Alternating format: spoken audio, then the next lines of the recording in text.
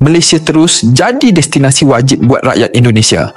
Dengan lebih 4.1 juta pelancong dari Republik itu, serbu negara kita sepanjang 2024. Malaysia berjaya menarik lebih 4.1 juta pelancong dari Indonesia sepanjang tahun 2024, menjadikannya pasaran kedua terbesar selepas Singapura.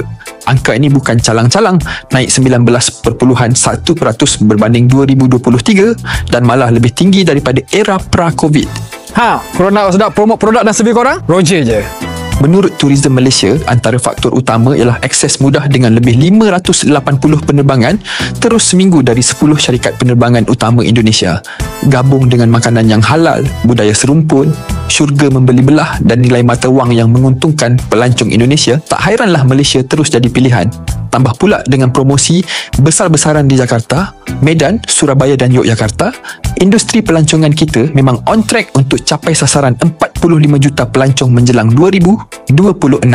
Dan jangan lupa guys, like, follow, komen dan share untuk video menarik yang seterusnya.